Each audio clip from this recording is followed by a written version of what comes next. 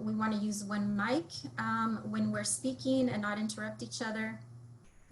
We do want to give as many folks an opportunity to ask questions. So take space or make space. We always remember to be tough on problems and easy on people. Many of us staff are also parents in this system, right? We are parents who are also teachers. And so these are huge issues for us all to tackle as a community. We want to listen to understand, and we want to be solution oriented, knowing that we have all of the knowledge and wisdom here in our community. Next slide. So we have three main goals for our time today. I want to come through on my promise to report back to all of our families present here who took our COVID-19 survey. I want to report out on how your voices were incorporated into the planning of school for the fall. We want to get your input on our best thinking so far on these scenarios. And we want to share so we're all on the same page around timeline and when final decisions will be made in terms of how we are reopening schools and where to get details for these updates. Next slide. So I'm going to start us off with reviewing the themes from our family survey and our family input sessions, and what these themes mean in terms of considerations around equity in our scenario planning. And then we're going to move to an overview and framing with our superintendent and one of our science experts, Dr. Lee Atkinson McEvoy. And then we will move to a presentation on our recommendations for the opening of school. And then we're going to open it up to you all to hear some of your feedback on the scenarios, and then we will close out the meeting with our next steps and timeline. Next slide. Okay, so as some of you already know, we surveyed about 4,500 families. It was a diverse collection of voices, proportional to our population when it comes to our English language learners and representation of our students with IEPs. The ethnicity breakdown, about a third of our survey respondents were Latino, 17% were African American, 13% identifying as multiracial, followed by 6% Asian. We did get some surveys back from our Arabic speaking population and fewer surveys from our Pacific Islander, Southeast Asian, and Native American families.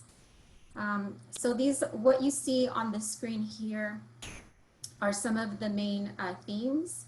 So in our survey, we asked about your experience with distance learning, and these are the top three themes that came up, right? So you said that the most helpful types of distance learning were the one-to-one instruction and support, instruction in small groups, and you did recommend through our input sessions that we use fewer and more consistent use of educational technology platforms. In terms of communication, what we heard was that you wanted more communication around your students' progress. You recommended that some of the most helpful communication came from teachers that provided a week at a glance in terms of assignments and what was due. And also communication around grade level expectations, and that's related to communication around student progress. And then the next top theme was that we needed to do better in terms of language access with these types of communication. And then in terms of assessments, while majority of our families believed that we should not administer a state test, we should administer some kind of assessment that measures learning loss, that can inform the teacher in partnership with our families a plan to address learning loss. And then when we asked about feasibility of how to reopen schools in the fall, we have, about 50% of our families that support a combination of distance learning and in-person learning. About half of our families also supported prioritizing specific student subgroups for the in-person support. And there was significantly less support for a scenario that involved 100% distance learning. Next slide. So in our action team planning these past few weeks, we have raised these emerging themes.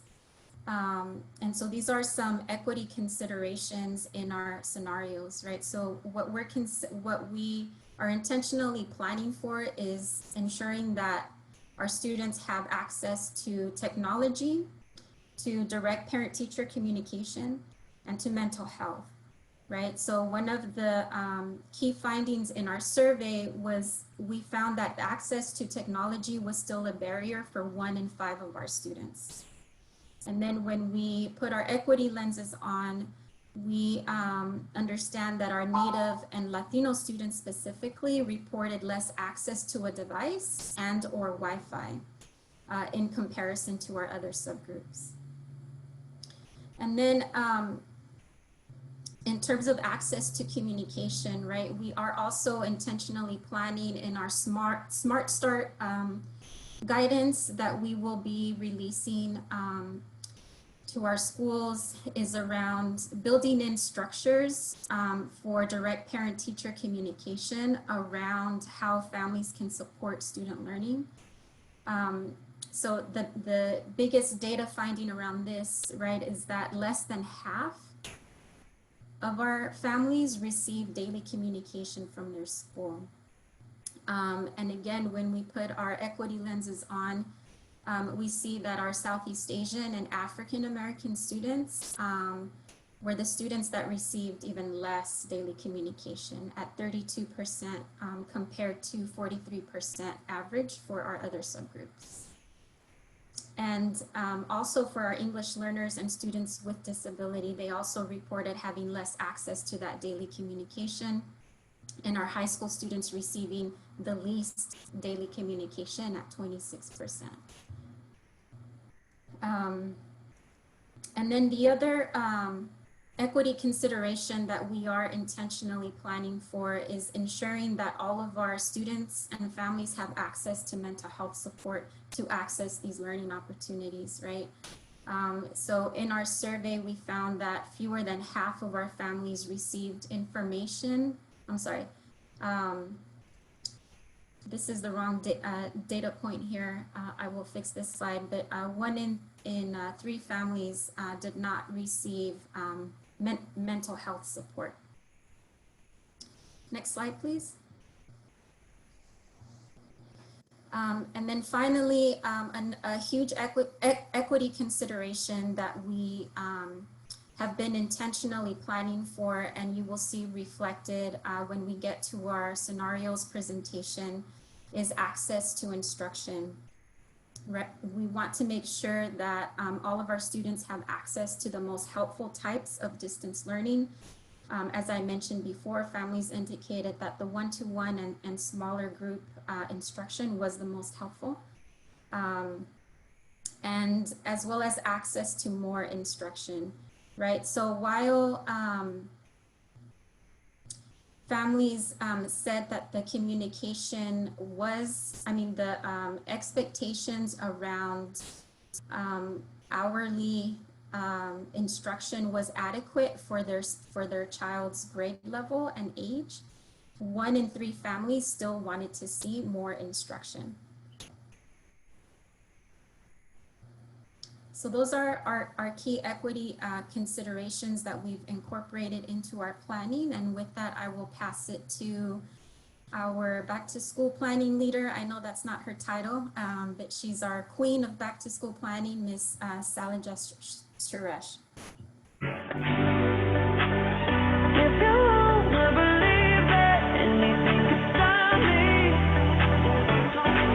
Don't show up, don't come out, don't stop caring about me now.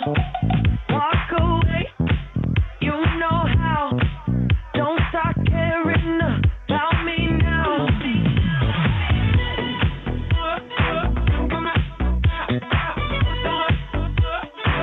Don't stop caring. I'm not where you left me at all. If you don't wanna see me dancing with somebody, if you wanna believe that anything could stop me, don't show up, don't come out, don't stop caring about me now, walk away, you know how, don't stop caring about me now.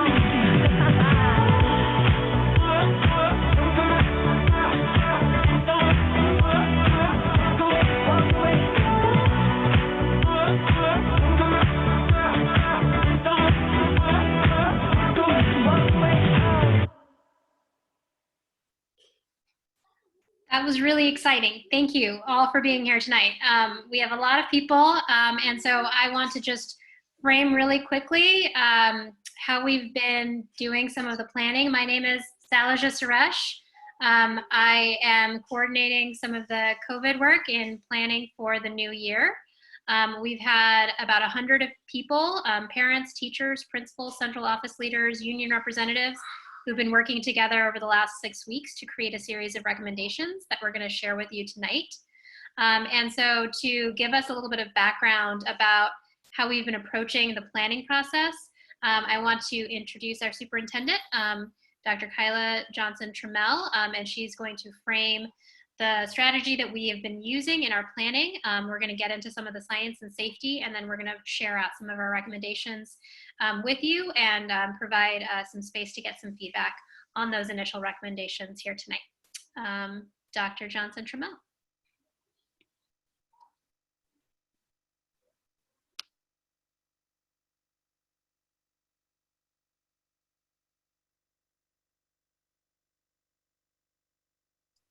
I will start again.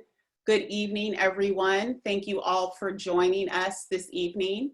Thank you, Salja. Thank you, Raquel, Cynthia, all the folks behind the scenes that are working to figure out in this virtual setting how to make sure that all of our community and all of our languages are able to get the information. So thank you for your patience with that.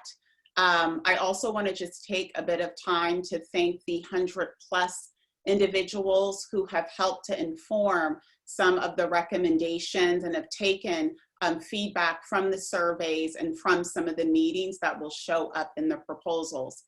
So that has been a collection of both teachers, some parents, administrators, labor partners that have all been diving into the complexity of what it is to reopen schools, which every school district across the state and across the nation is having these conversations to figure this complexity out on behalf of our students and families. I just want to take a few minutes to explain what tonight is and what it's not. There's probably no greater advocate for wanting clarity than my soon-to-be 5th grade daughter, who is like, you're on Zoom every single day. Why don't we have a plan? You should have had it yesterday. And I know that that sentiment is spread throughout, but I want to be clear that what we're sharing tonight is not the final plan. And I really, as I have always said, I almost want to stop using the word final because the ground underneath us is going to continue to shift.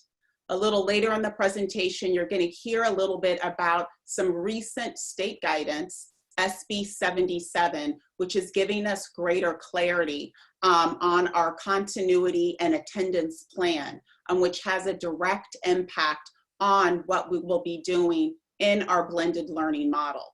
That is recent. Our team just had, in terms of administration, some training and discussions about some of this new guidance just yesterday.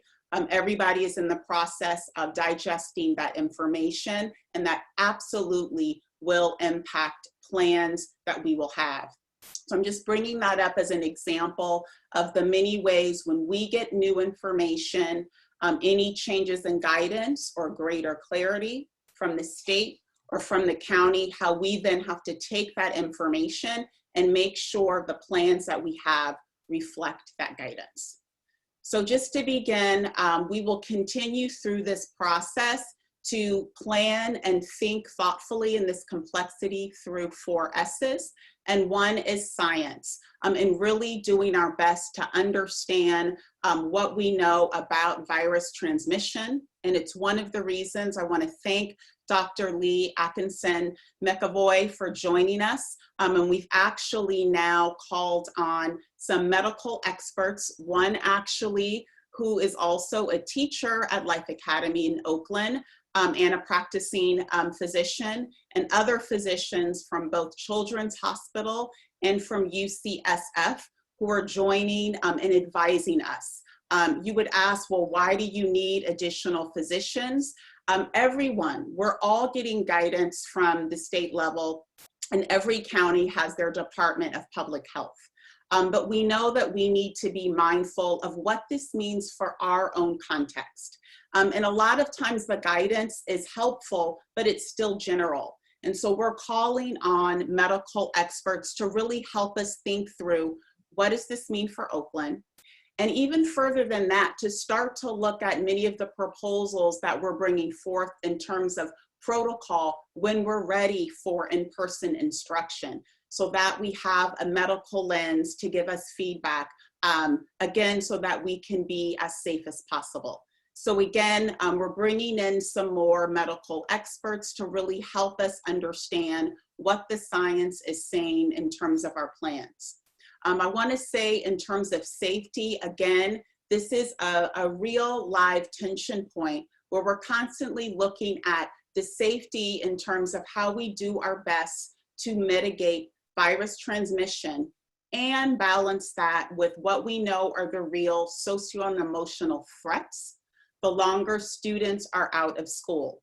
We know the impact of social isolation, it's real. It's real whether we're talking about rising suicide rates.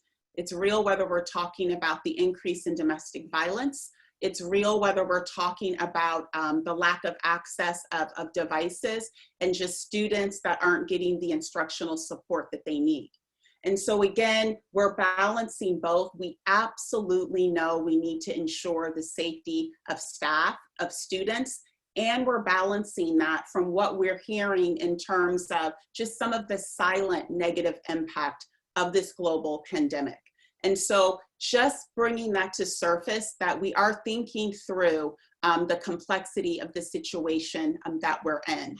So the plans that you are going to hear tonight, and proposed plans, when we talk about them being official, in addition to guidance that we will continue to get from the state, we also are starting the formal process with our labor partners in terms of negotiations. So when you're seeing some of these slides a little later, you will notice at the very top of the slides that you are going to see these proposals are contingent upon our conversations with our labor partners.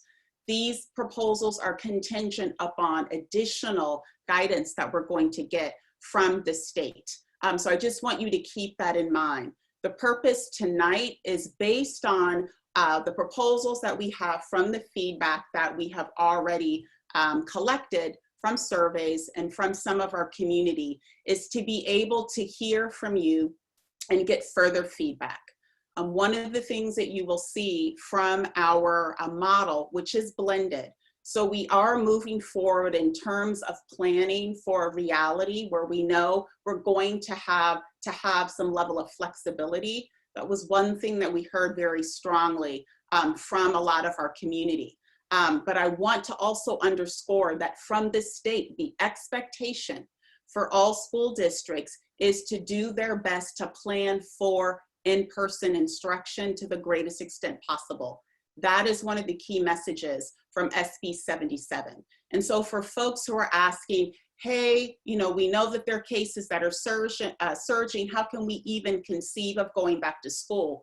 We are not saying, I am not recommending for sure tonight that we are going back to school on a specific date, but we have to start that process of actually having a specific plan at the elementary, middle level, and high school level for in-person learning. That's an expectation of all districts across the state. And in the weeks to come, we will be having greater clarity in terms of the date, in terms of when that will happen. So what you're going to hear tonight is the model and our best thinking around what blended learning could look like in our district. We know we're going to have to continue to have flexibility because we know various staff and students are in different places. And that model will be both in-person learning and online learning. So we look forward to hearing your feedback on these plans and next steps in terms of further conversations. We will be having another meeting on July 10th and July 13th. So with that, I am going to pass it over to Dr. Lee McEvoy to just share a little bit about some of the support that we're very grateful for. Thank you.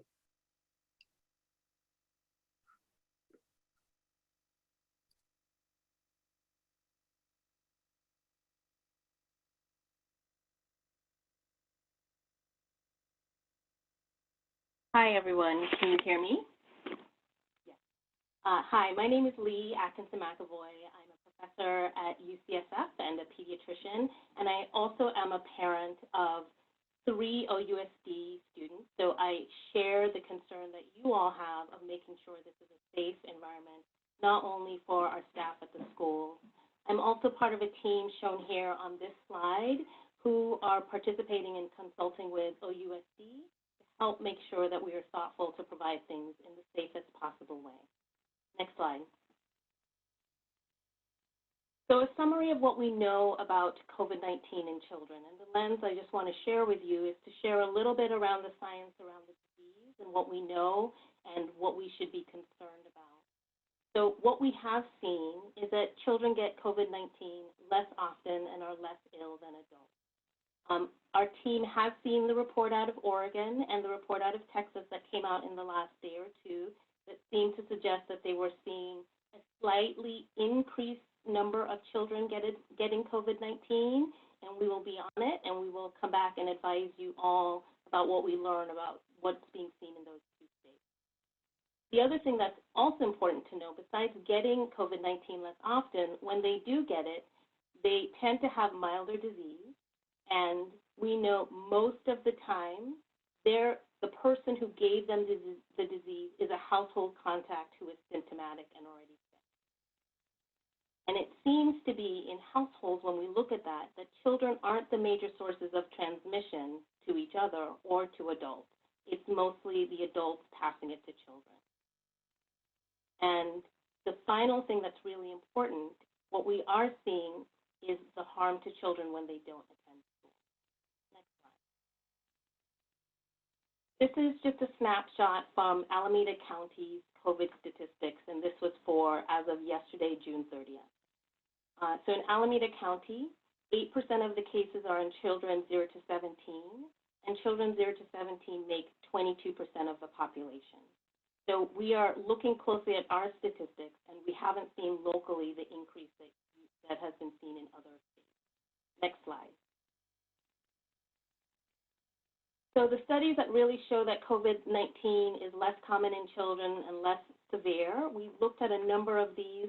There were studies in school settings.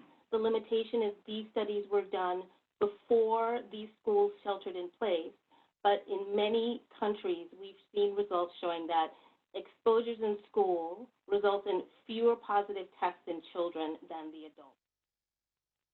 And then studies in children who were in school or childcare, and then they were COVID positive when contact tracing, which is the examination around who that child was exposed to, the overwhelming majority of children who were positive had an exposure from a household contact and or the community and not from their classmates or teachers in school. The reason for this is there's a specific receptor that exists in our airways that the SARS-CoV-2 virus, the virus that causes COVID-19, attaches to, and children have less of it, and it's an age-dependent less of it. So the younger children are, the fewer of those receptors that they have. Finally, you may have seen in the news this multi-system inflammatory syndrome in children. It's uncommon. There are just case reports, and the minority of children who have had COVID-19 actually have this condition. And the children who have had this condition have gone on to have good recovery. Next slide. The potential harm has already been shared, and we're seeing this nationwide. There are definitely mental health effects. We're seeing an increased risk and complaints of anxiety and depression in children, and that's from their social isolation. The loss of education for all, but we are also starting to see that there are some disparities in who has suffered more of a loss. For families whose work is outside of the home, this can lead to job loss because they have to stay home to be with their children or leave their children undersupervised at home. And then data from prior recessions have shown there's an increase in domestic violence, intimate partner violence, and child abuse when there is job loss and there is isolation at home. Next slide. So how does the virus pass? It is likely from droplet transmission, and to get infected, the droplets actually have to make it onto your body parts called mucous membrane, so nose, mouth, or eyes.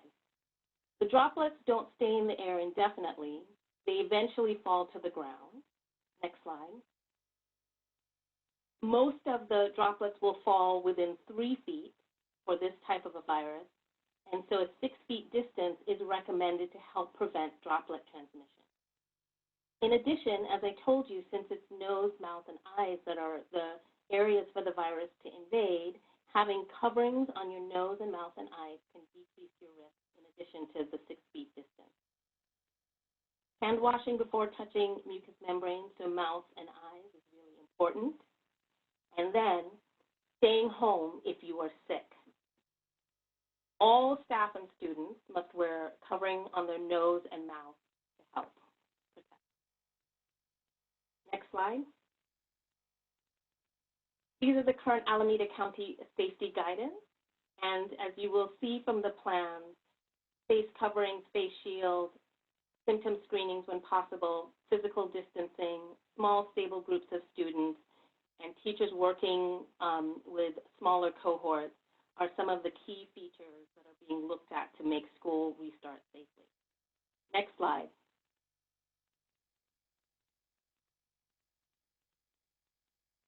Thank you.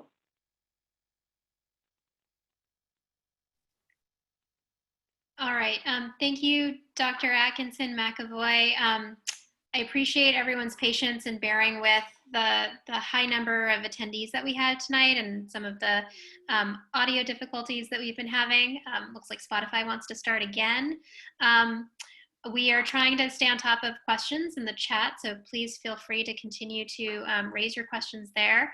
One note that I want to make, we had designed tonight to do breakout rooms so that we could get feedback. The webinar format doesn't allow for that. So we will be sending out at the end of this a family survey that invites feedback on the recommendations that we're sharing tonight. And also asks about your plans for the year. So just know that there is going to be a mechanism by which we are going to be asking for feedback based on the recommendations that you're seeing here tonight. And then can we do the next slide? So I wanted to start with giving just some updates about what the planning process has looked like thus far, what the context is as far as the state and the county is concerned, and what is coming next. So we convened this planning team, again, of about 100 people in about mid-May, and so have been working solidly for about 6 weeks. And so these were a lot of folks who still had to wrap up the school year, finish up with everything with distance learning, and then transition right into another body of work. And so again, just want to give really deep appreciation to all of the staff and the teachers and the principals, especially for being willing to take on all of this additional work during what is already such a challenging time. Many of them also taking care of kids at home while doing these 2 different jobs. So when we began this planning back in May, we really didn't have any guidance from the state or the county as to what we should be planning towards. And so that's one of the reasons actually why a lot of other big districts didn't begin their planning that soon, and in many cases haven't really convened a team as large or as diverse as ours to do the planning because they were waiting for guidance from the state. State guidance did not arrive until about a week ago when AB 77 passed. And so we finally now have some guideposts to match our recommendations to make sure that we are meeting the new regulations as far as the state is concerned. So some of the things that I want to point out from the state's legislation, and the link is here, are that the recommended or the required daily instructional minutes has been shifted. And to give you a range of how the legislature has shifted those, the recommended minutes for kindergartners is approximately the same as it has been in years past, but the number of minutes they recommend each day, or that they are requiring each day for secondary students, is significantly lower. And they are stating very clearly that those instructional minutes count whether they are online or whether they are in person. And so the state is expecting that districts and schools, teachers are taking attendance and are accounting for the time value of their online learning. The other thing that was really clear in the legislation is that they are keeping the number of instructional days the same. So they are expecting schools to provide 180 days of school to children this year, whether it is online or in person. They are leaving up to the decision at each individual district. In terms of distance learning, there is a whole new set of regulations that have been written into the law that never used to exist before. That was really in response to a lot of the feedback that the state was hearing from educators as well as parents over these last few months. And the state is making it really clear that if a district or a school is choosing to do some form of distance learning in the coming year, that we must provide technology and internet access to all of our students and be able to demonstrate that we are doing that. That we are providing access to grade level content for all of the students who are working online, that we are providing supports for our special education students as well as our English language learners, and that we are making sure that we are tracking our participation and engagement of our students each day in terms of the work that they're doing and the connections that they're having with peers and with adults online each day. So those are some of the major highlights. There are additional details in the appendix and a link to the actual assembly bill there as well. Could you go to the next slide, please? So this is one kind of decision tree that is important to look at. As I mentioned, when we started this planning, we didn't have state or county guidance yet, and that continues to come out and continues also to change, right? As the pandemic rolls through our communities, that guidance that we're getting from the state and the county are changing to adapt to these new situations. And so wanting to make it clear that we are making decisions within a larger context, right?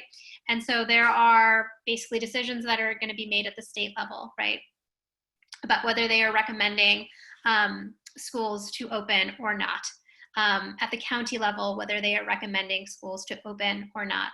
And then should we be allowed to reopen to some form of in-person instruction, then it is on us to decide when and how we are bringing students back, knowing that that model of instruction is dependent entirely upon how how our labor agreements get determined, and in terms of our readiness for in-person learning and the numbers of students we might have on campus. And so thinking about a few of these important considerations, right? And these are, again, recommendations that are coming out of this group of 100, of looking at transmission activity within a school site.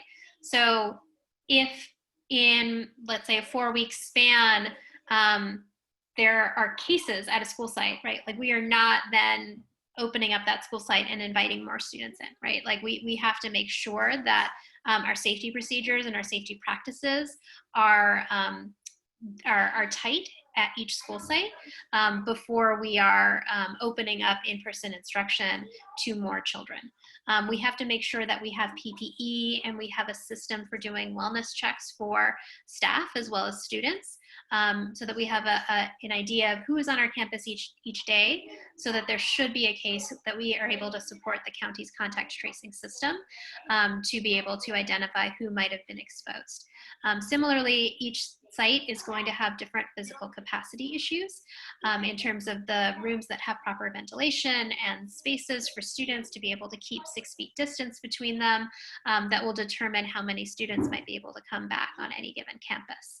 And related to that is also custodial capacity. We know that in between cohorts of students, we will need to clean common space areas, shared spaces, also need to make sure that those things are cleaned to make sure that our staff and our students are safe. And so wanting to match up the custodial staffing and distribution to the number of students that we might have on any given campus.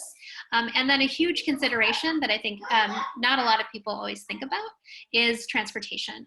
So AC Transit and BART have begun limiting capacity on the trains and the buses to support physical distancing, which is absolutely the right thing for them to do. And it also means that for our secondary schools in particular, it is going to be much harder for children to come to school.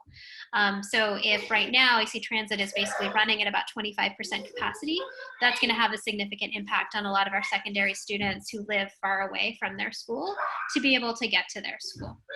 And so knowing that these are our considerations, the working group that was focused on instruction was really thinking about like a phased approach to the year, right?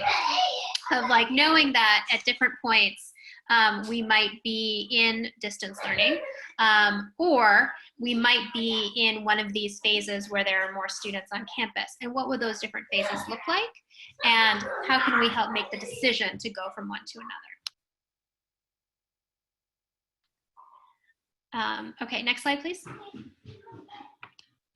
Okay, so a little bit of background about what some other districts are deciding to do. So a lot of these plans, I should note, came out before the state issued their guidelines. And so there obviously might be some adjustments that happen.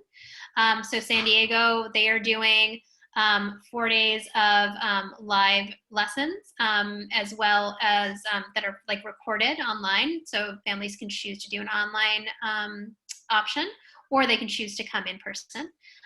Dublin Unified also providing families choice. Marin County is going back to school, that they have run some pilot classrooms in May and have decided that they are ready to reopen for regular instruction come fall. Virginia, the whole state, they are recommending that they do a phased reopening. And Alameda Unified has said that they are doing staggered days where half the students are on campus in the morning and then they do distance learning in the afternoon, and then vice versa. So this is just some context for how some other districts are beginning to think about solving this problem for next year. Next slide, please. So getting into some of the recommendations, and I want to frame this by just saying that the amount of work and the amount of recommendations that have been created by these working groups is massive. Like, it is a tremendous amount of work that has been done, just a tiny sliver of which I will be sharing with you tonight, just because of time constraints. But the hope is that we're actually providing a number of these summaries online for feedback over the next few days. So getting into what the elementary model is, we heard from a lot of parents from our distance learning experience in the spring that it was really important to them to know like, what is supposed to be happening this week? Tell me what I should be expecting so that I can then support my child in meeting those objectives. It also happens to be in the new legislation that we should be able to say what we are expecting for each week that each of our students are in school. So we will have weekly student learning outcomes. We want to make sure that we're providing links to shared curriculum, to the platforms that we use in Common, as well as to the assessments that we'll be using throughout the year. And that we will have a core of lead teachers who are going to help create that content, and that we're making sure that we're then freeing up teachers to do more small group instruction and more one-on-one, which we heard very loud and clear from parents and from students, was really critical to their success in distance learning. And all of this also just to say, you know, this is, these are sort of the recommendations in continuing distance learning. And I know that there is a lot of anxiety from families as well who may, for one reason or another, not be ready to send their child back to school, even if the state or the county or the district says we are prepared to have students in person, that we will be accommodating families who want to stay in distance learning. And so these are some of the recommendations that the elementary group came up with of the ways in which we will be supporting families who are in distance learning, either by choice or because that happens to be the phase that we are in at any moment in time. You know, wanting to make sure that in terms of the content that we're focusing on literacy, but that we're also providing access to the other core content areas. Next slide, please. So this is the phased model that the elementary team recommended, right? So there is on sort of one side of the spectrum, the prospect of, you know, the shelter in place order as it currently stands is not modified. And the county says, we do not recommend any kind of in-person instruction happening. That's an option. That looks like the spring, that looks like distance learning. Then there's the situation where the county says, actually, we recommend that schools reopen and that their in-person instruction is allowed. And so in that case, what do the phases look like? For us to begin bringing students back in a way that feels safe and secure for them as well as for staff. And so, you know, there is that option, right, for if families want to stay in distance learning, that they're able to stay in distance learning and they're not impacted by these different movements into different phases. And so what the team discussed and talked about is what does that ramp up into increased amounts of distance learning look like at an elementary school level?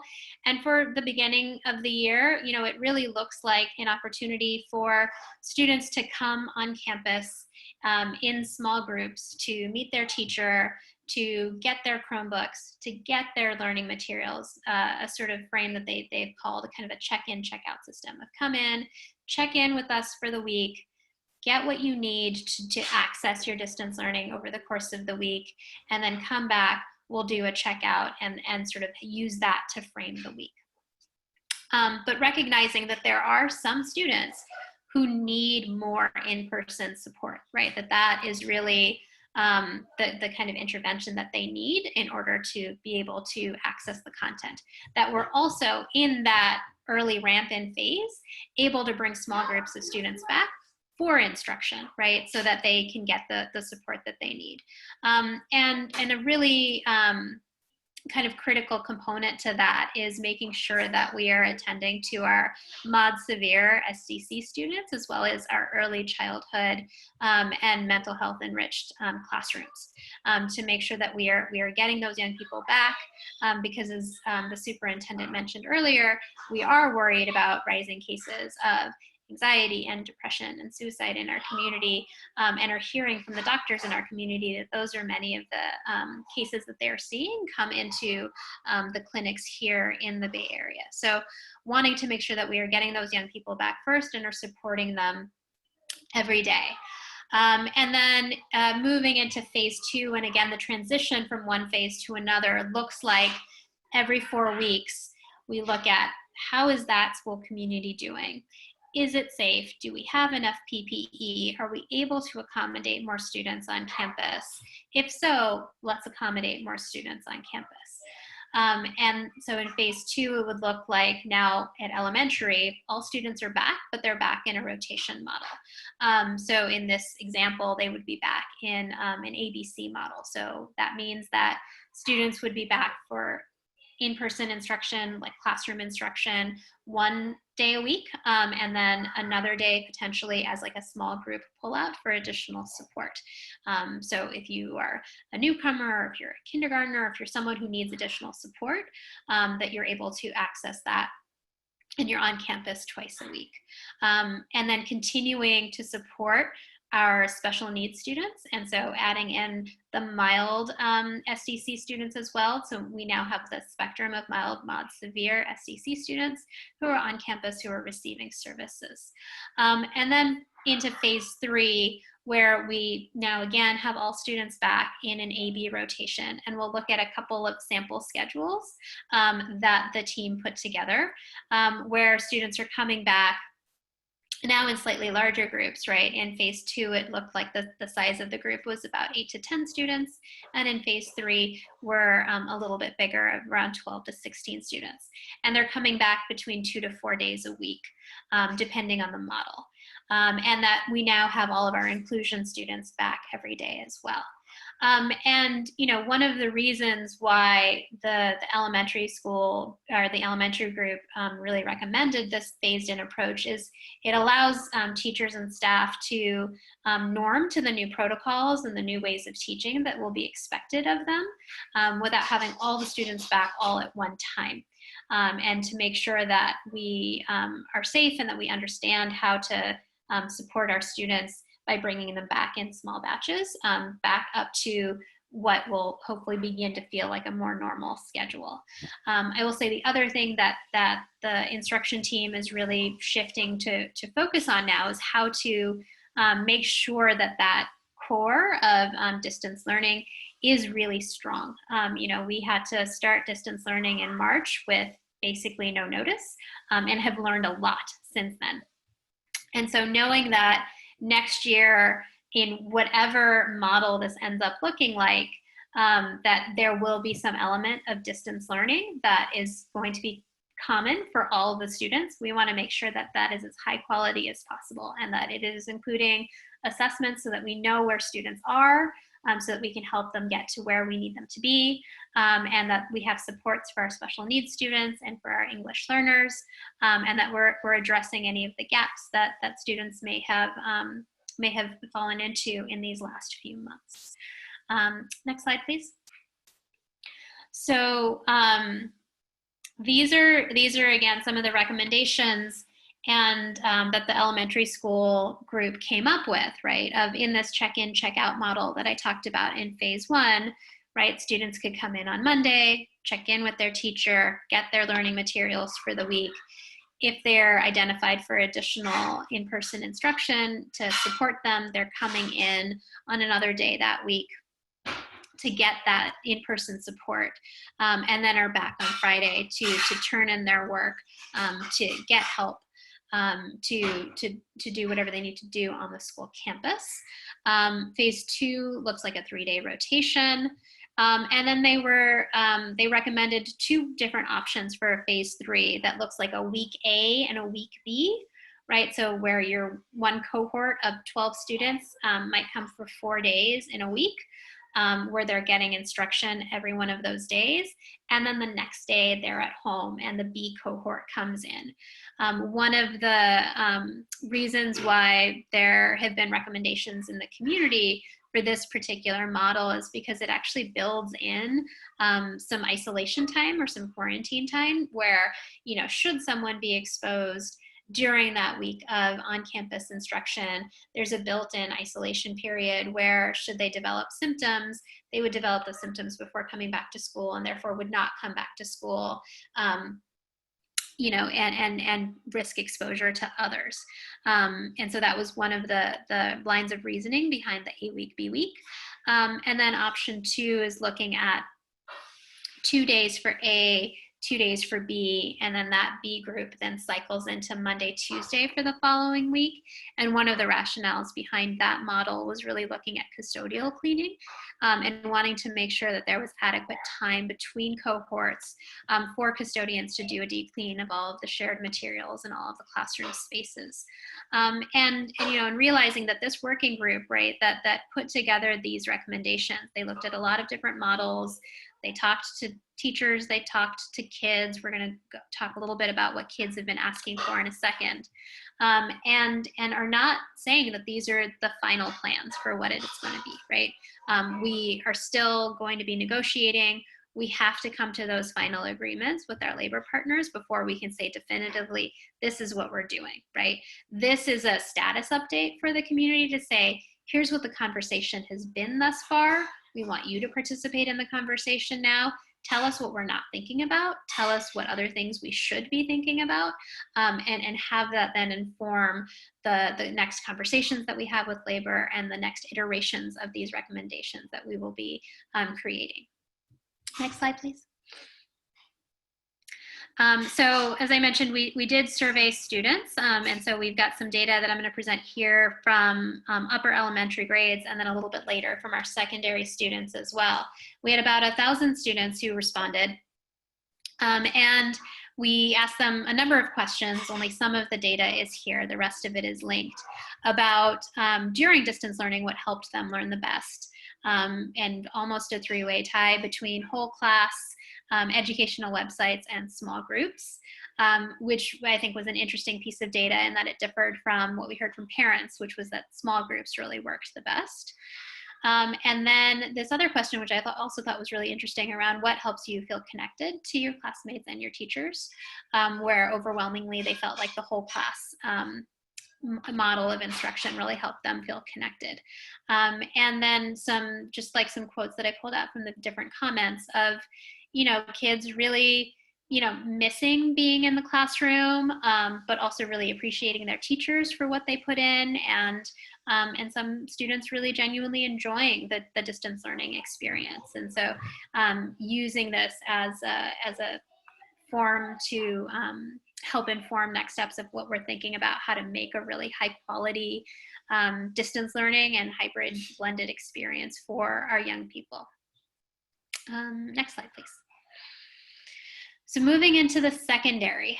So very early on in the recommendation process, our team split up into smaller groups to think about elementary, and then to think about special education, and to think about middle and high. And so this was the last round of recommendations that they came up with, where again, they're looking at a phased approach of slowly bringing in additional high need students over time. I would say the most critical difference in the secondary model from how we kind of normally run things is this idea of mini-mesters or quarters, right? Like moving away from a 6-period day or an 8-period day where you take all of these classes all semester long, that we're instead only focusing on half of the classes for the first half of that semester and the other half of the classes for the other half of the semester, right? Which allows for a few different things. One, it allows for the same rate, if not a greater rate of credit acquisition over the course of the year. But more importantly, in terms of connection and support, it means that teachers don't have to directly support or plan or grade for as many students over that length of time. And so if I normally am a teacher who teaches 4 classes and I have 100 students, this means that I would have 50 students during my first quarter, and I would have another 50 students in my second quarter, and I would be able to recycle that curriculum, right, from the first quarter to the second quarter. So very much supportive of teachers. And then for students as well, it means that they only have to focus on 3 or 4 classes at a time instead of 6 to 8 classes at a time, which would be a normal schedule.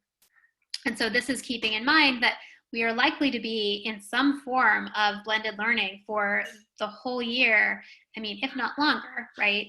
And so what is the most sustainable model for teachers and for students in order to be able to do that? So mini-mesters, I will say, is a really critical component of the secondary recommendation.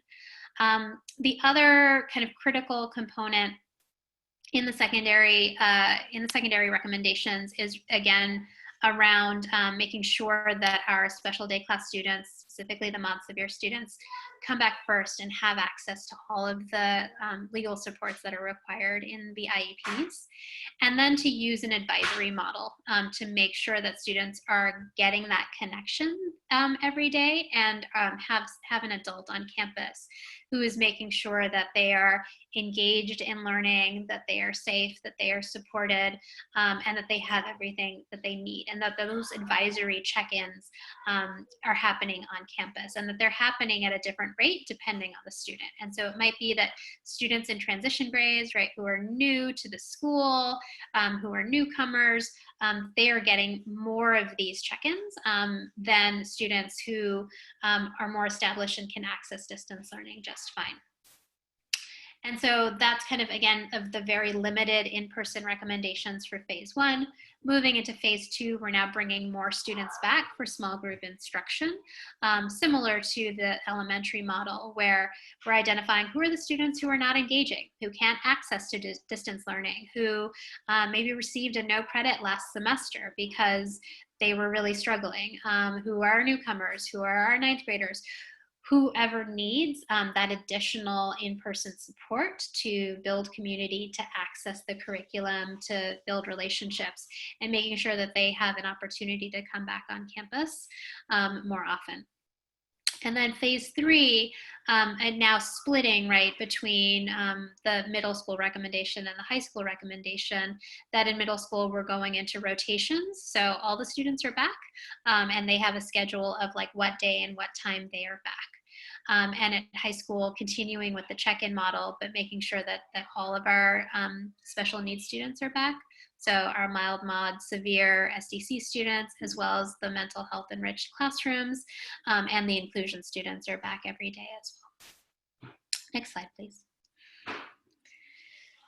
So I described a little bit of this already, the traditional school structure that we have used for years, that is moving from a 6 to 8 period day, where teachers have between 100 and 150 contacts that they have to be responsible for, to a quarter system where they have to manage fewer classes and then rotate their classes at the end of that mini-mester, at the end of that quarter.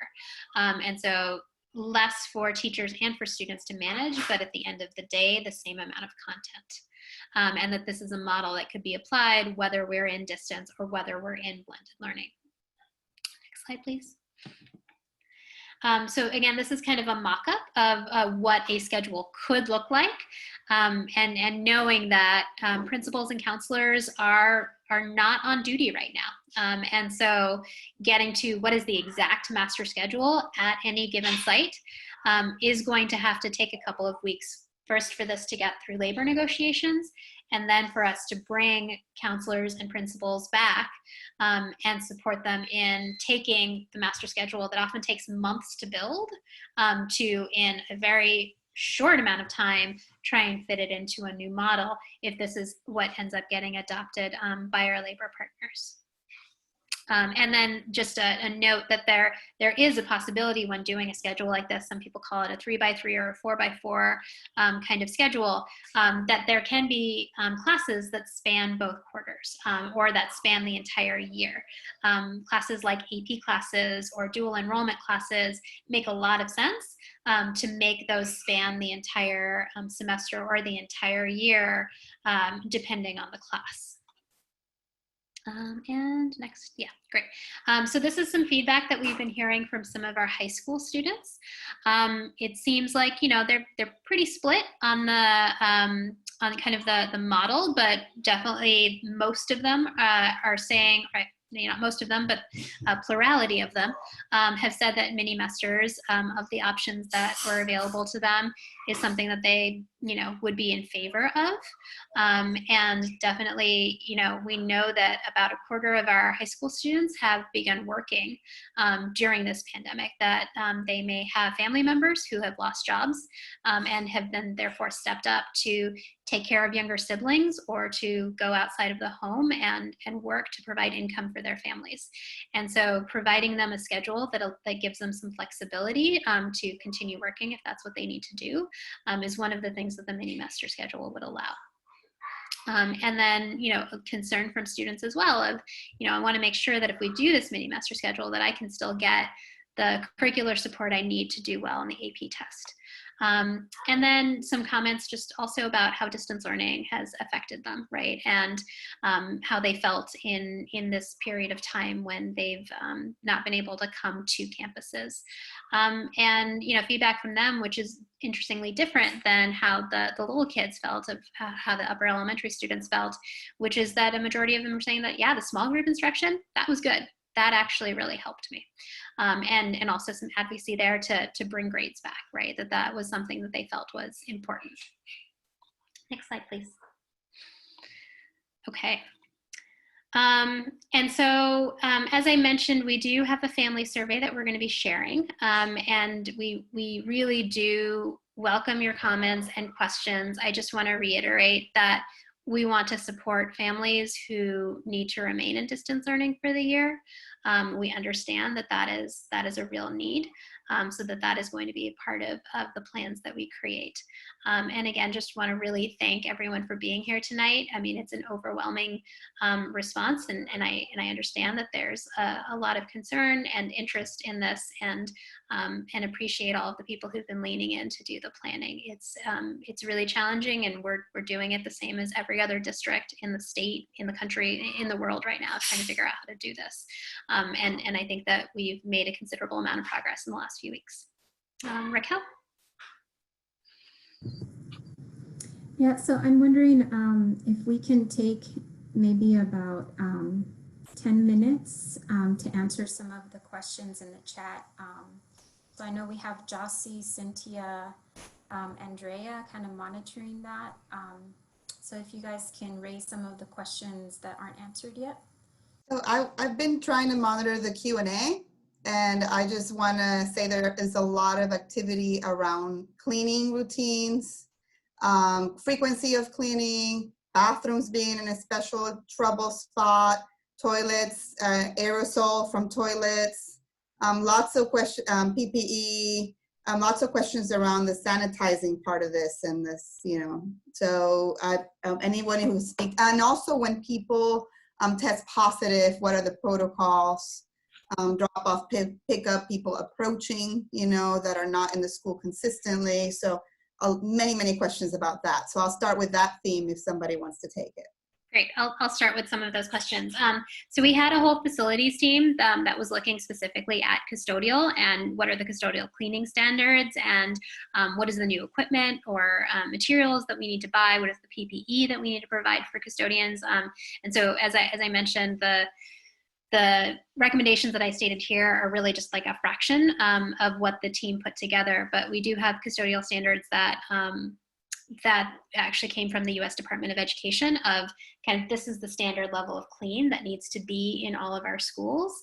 And so that is what we are going to be expecting of our custodians. And actually, custodial schedules was one of the driving factors in creating some of these recommendations about schedules, and hence the reason for like staggering the cohorts so that there would be adequate time to clean.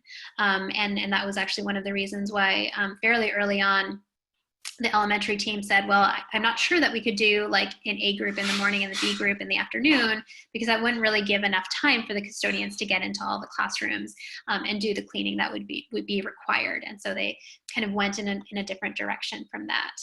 And then Cynthia, what were the other questions? Yeah, I just put out the theme of cleaning, spacing, protocols for when students test positive or adults, approaching the school.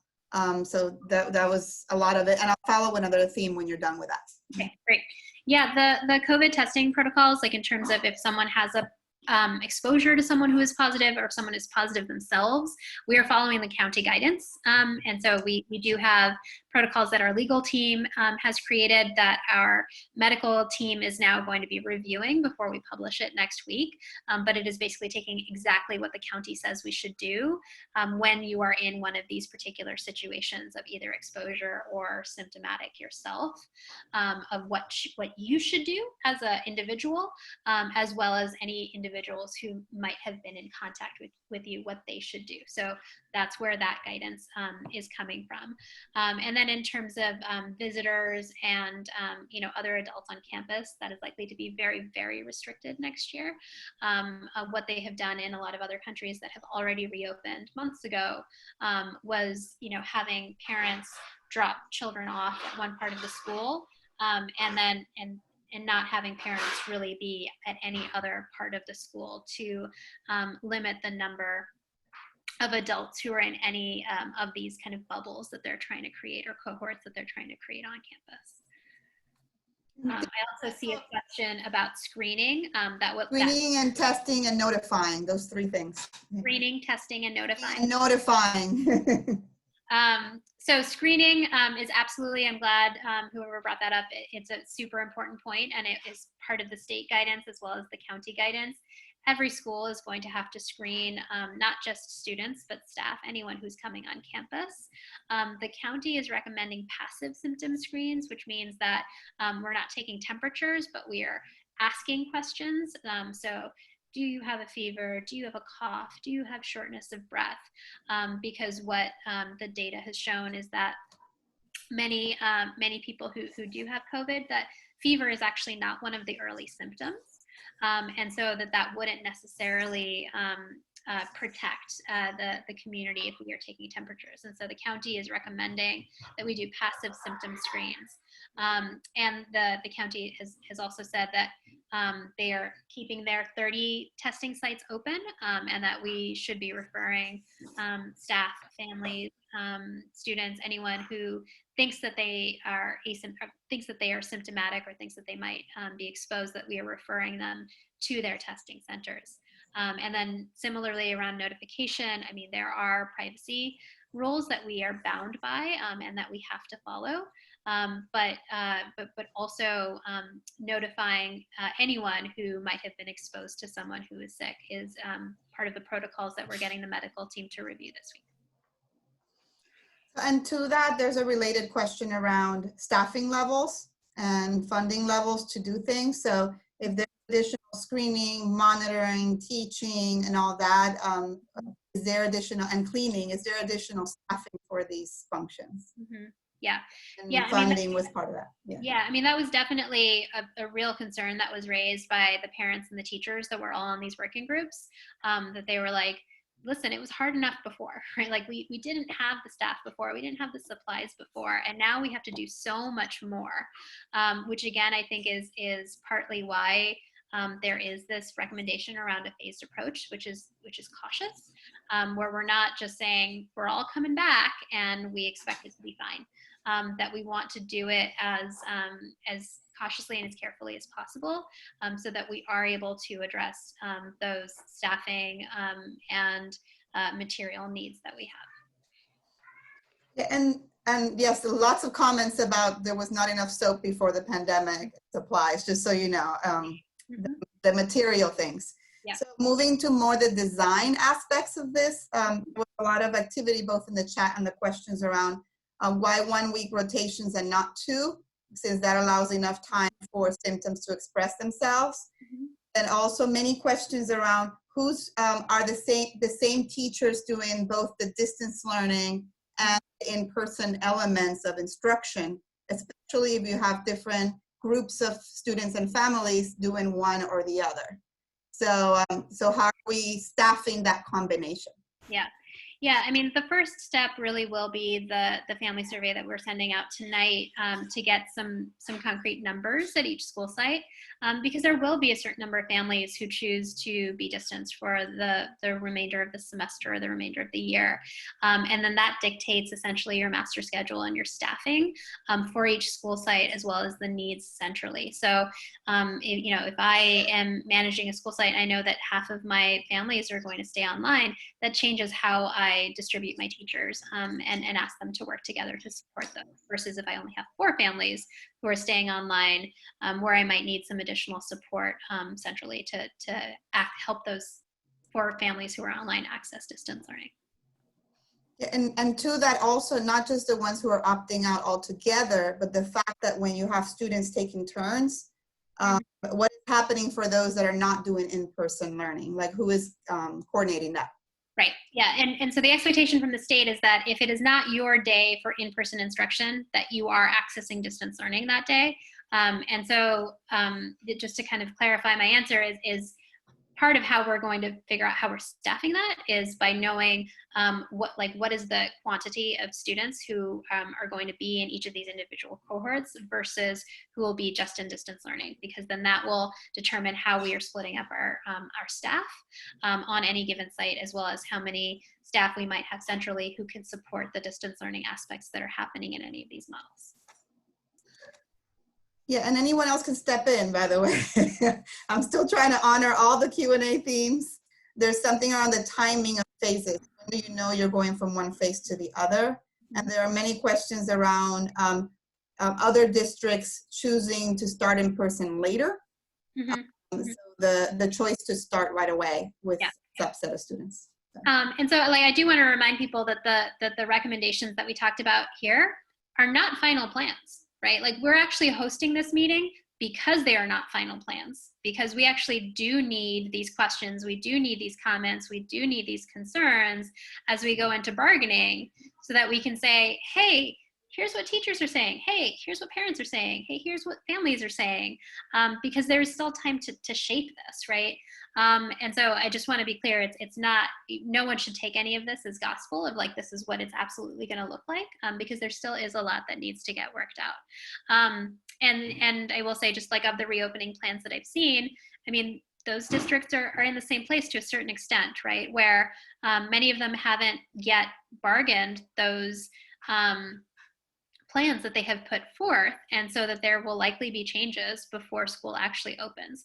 We also know that we can determine what we think is the best possible plan, and at the last minute might be told, actually, we recommend that Alameda County continue sheltering in place and not have in-person instruction for another month. Like, that is entirely a possibility.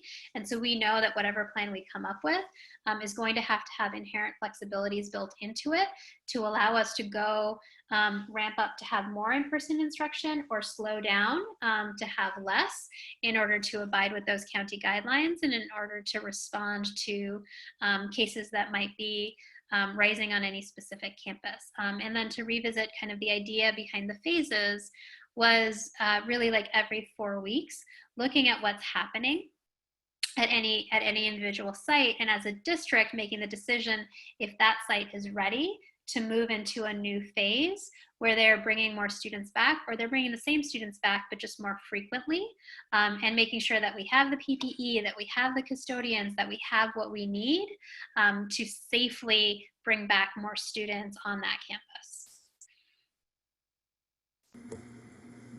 I'm wondering if we can give a quick update on Oakland Undivided. There were some questions that we did answer in the Q&A, but I think it's important to give a quick update. I'm not sure if Kylie's on here or if you want to give an update. Sure, I'm happy to give an update, but if Kylie's there, please weigh in the chat, or if you're able to unmute, please do so. But Oakland Undivided is a campaign that we launched a couple of months ago to make sure that we are working hard to bridge the digital divide here in Oakland. And so what that looks like is we've been raising money and already beginning to purchase devices as well as hotspots, so that every child who needs access gets access, which means that they have a device that is strong enough to handle distance learning, that they have internet that has enough capacity to handle distance learning. And so we are starting to get some of those devices in. We have a distribution plan created. And so the goal is to begin doing that so that we can successfully launch the year. And also stating that that is also one of the expectations from the state, that as any district chooses to do some form of distance or some form of blended learning, that we have to be able to demonstrate that we're providing access to the children. Thank you. So we do want to move on to next steps and timeline, right? We want to make sure that everyone who is here today knows how to stay informed and how to receive important updates. So we have one meeting coming up. July 13th is another community meeting where we will be sharing final, if not close to final plans based on the input and the comments that we received today in the chat and in the Q&A. July 10th is more of an internal deadline where we are sharing internally across our system our scenarios and some of the decisions that we're leaning towards. And then we have another special parent-student advisory committee on July 15th. The details will be posted at ousd.org/calendar. Next slide. And as we mentioned, we do have an OUSD return to school survey. We do want to know, again, as was mentioned earlier, and as many families are already expressing in the chat, you know, are you inclined to stay at home for 100% distance learning, or, you know, what are some of your other preferences? So it is important that we have all of our families take that survey. It is already posted on our website. It's available right now in English, Spanish, Chinese, and Arabic, and we are working on Khmer and Vietnamese translations of this survey. Next slide. There was a slide skipped. If we could go back to the Family Central slide.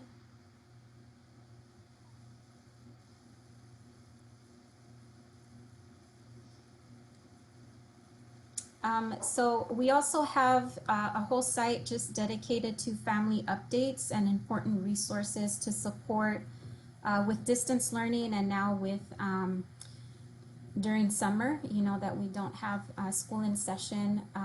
This is where we will also be posting the survey, so it's in multiple locations. We will be sending the link to both this site and the surveys via email and text. With that, I do want to remind all the families here to please update your email and your cell numbers, because we do rely on our school messenger system that is directly linked to Aries.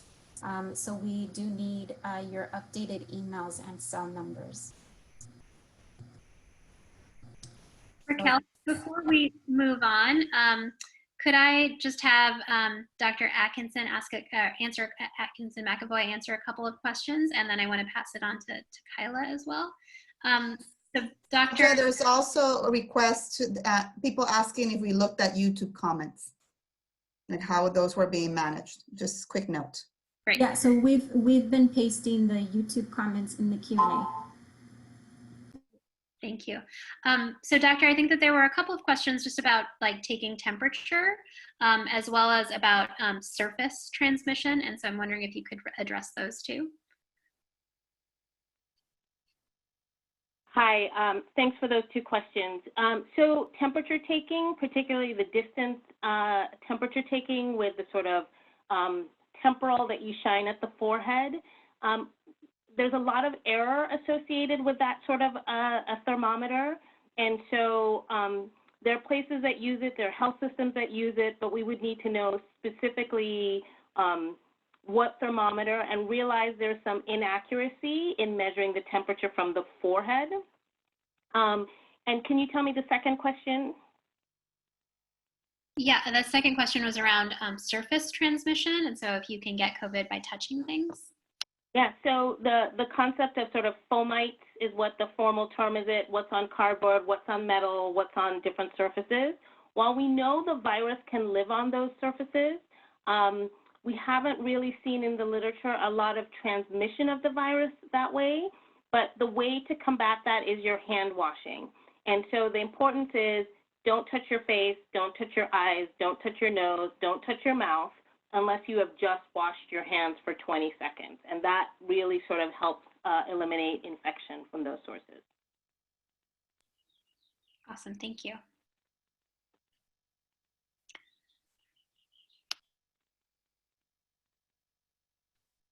All right.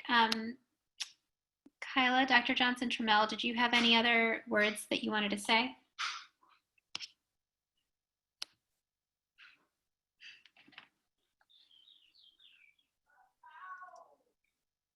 There we go. I was having some problems getting unmuted. I think there was a question that you wanted me to answer, Selsha? No, I just wanted to make sure that you had an opportunity to make any final comments before we close. Oh, sure, absolutely. Once again, I want to thank everyone for spending the time. Just recognizing I was following as many comments in the chat as I can. And I know that this is a lot of information. We will be making the presentation public because I know with a lot of the slides, people will want to digest the information. I recognize just the level of anxiety and stress and the ambiguity. I get it. You know, it would be much easier for all of us to be able to say this is what we're doing for sure, but that just isn't where we are. And again, back to the 4 S's, we are taking the complexity of the safety issues seriously. And that's one of the primary reasons we aren't rushing to a definitive decision, in addition to making sure that we are honoring the labor process. We will be providing more updates and clarity on the 13th. But again, I want to almost abolish from everyone's language right now this word final for the next couple of years. Things are just going to continue to shift. And so we're trying to do our best to, one, help you understand what's gone into our thinking, what's driving the thinking, the number of various stakeholders that we're talking to.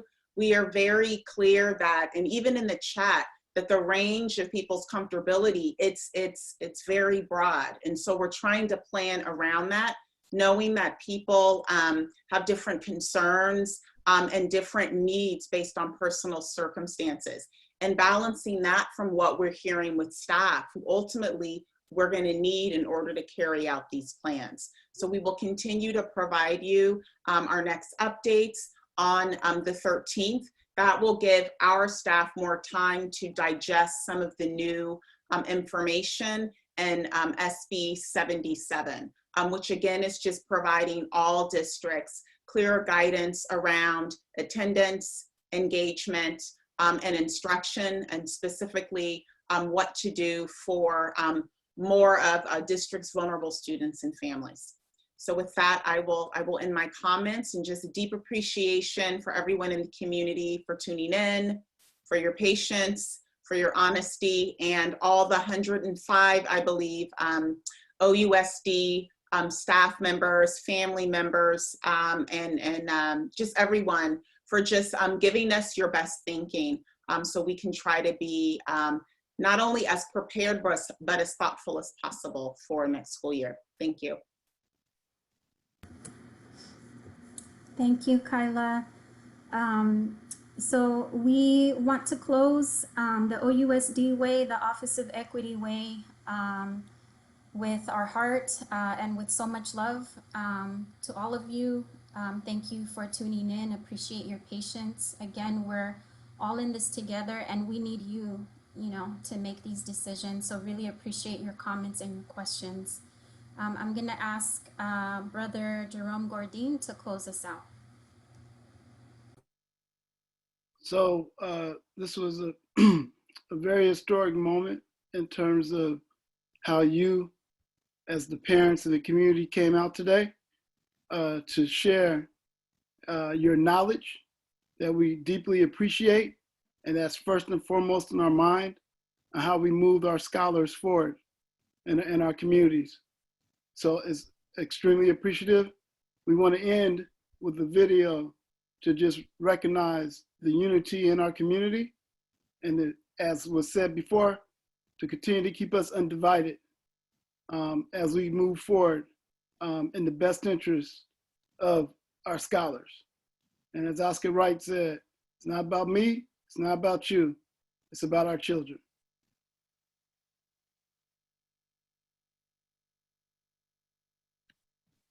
Love is the way. Missing the world, I hope I see you again someday. In isolation, trying to find the right words to say.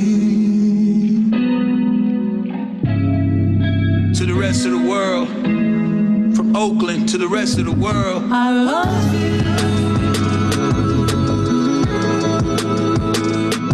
I love you.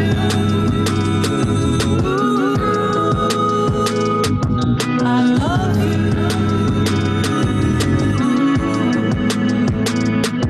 I love you.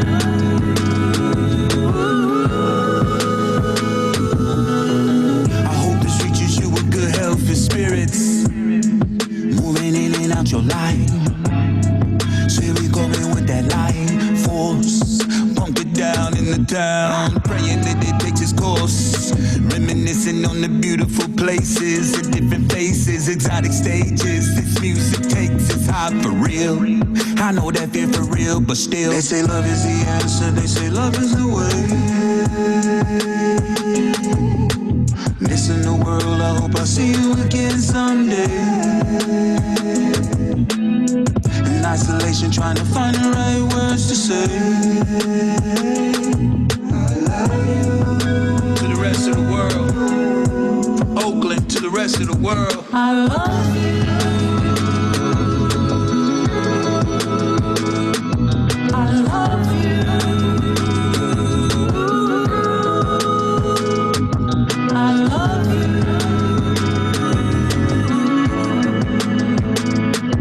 I love you.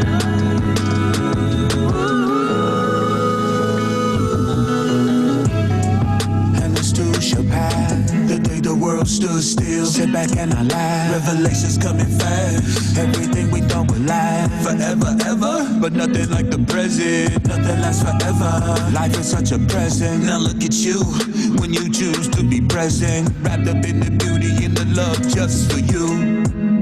And then we stepping outside like, hey, we back on the scene. Pure love energy, can't stop this frequency. Set the whole world free. Feel this love around the world. Send this love around the world. Feel this love around the world. Send the love around the world.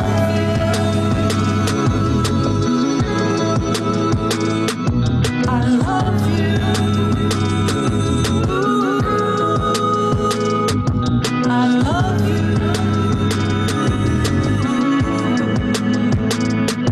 I love you.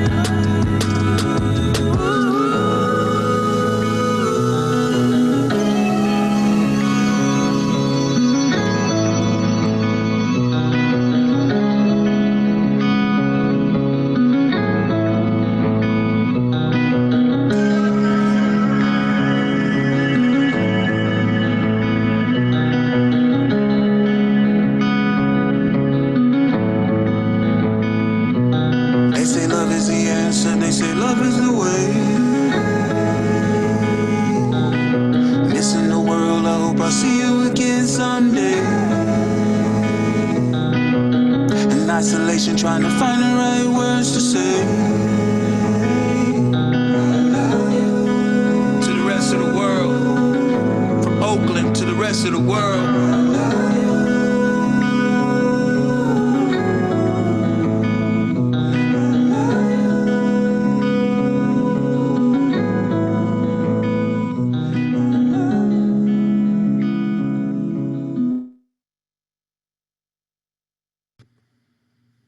Good night, everyone. We'll see you soon.